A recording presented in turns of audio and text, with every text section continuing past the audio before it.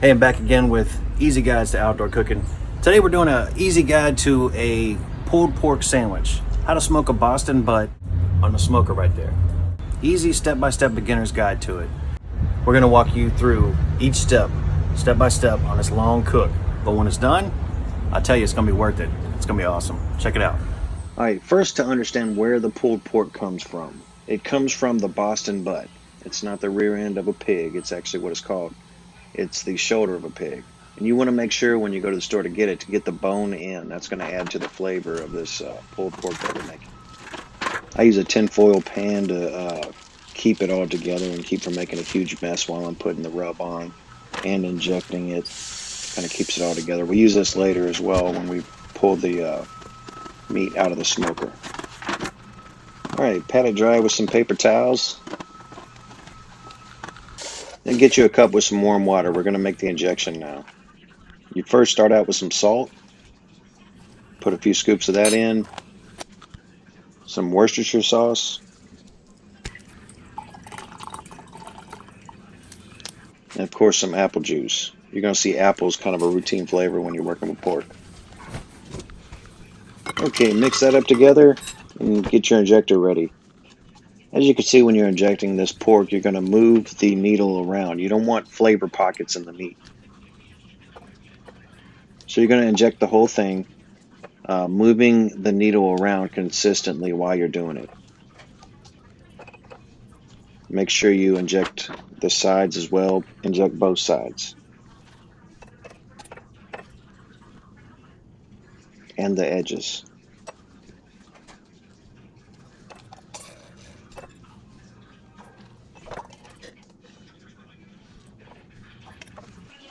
Next, we're ready for the rub.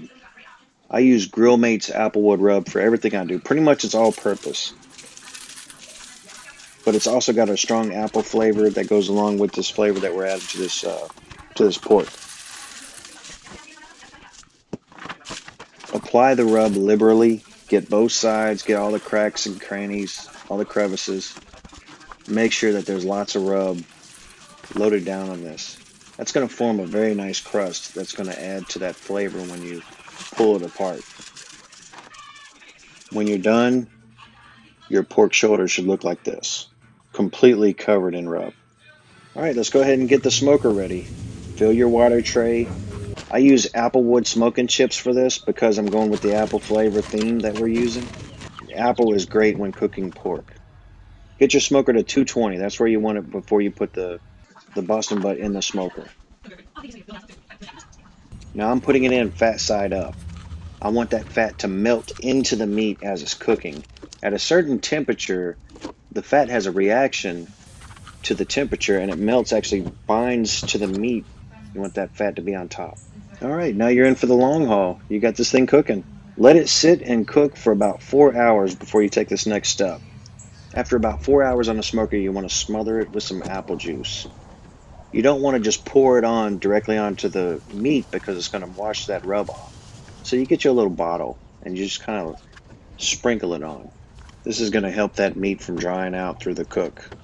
You're also seeing this is when I'm putting my temperature probe in because the next step is watching that temperature.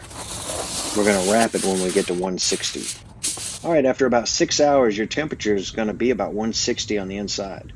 When it reaches that point, we're ready to wrap it. Doesn't that look good? Now this is where you add a little bit of flavoring too. You add a little brown sugar on top of your meat before you wrap it.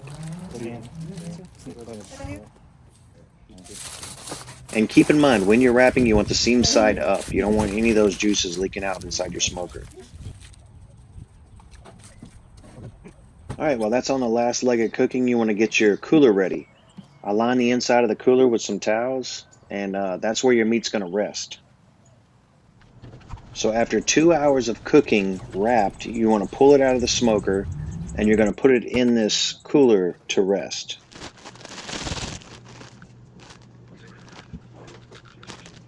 Now you want to let that meat rest for another 2 hours in the cooler. While that's happening, you can go ahead and prepare the coleslaw. Now you can see I'm kind of cheap. I just get bagged coleslaw and coleslaw sauce. Mix it together.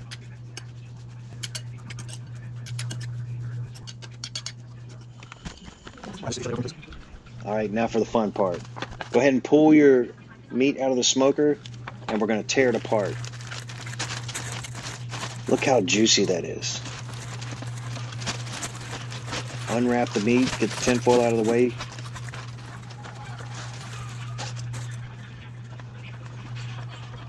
Now, when you pull your bone, it should be clean and no meat hung to it. It's going to pull out very clean. See how soft that meat is? It just falls apart in your hands. Now I've got the special tool here that looks like bear claws. They help when shredding this meat apart. They make different variations of that. But it helps the shredding process go a lot quicker. You can actually use a fork if you like, a few forks to tear them apart. You're basically just shredding this meat up. That juice that's underneath inside that pan, you want to mix that into the meat. That's going to add all the flavor. When you're done, this thing is going to be great. Some people like a little barbecue sauce on it. When you use that juice to mix up with that meat, you probably won't need any barbecue sauce. It's going to taste that good. It's going to have that much flavor. But you put that on a bun, top it with a little coleslaw, and you will have some outstanding pulled pork sandwiches for the family. As always, I hope you guys enjoyed this video. I do easy guides on the smoker, on the grill, and on the Blackstone. I have a lot of fun with these things. See you next time.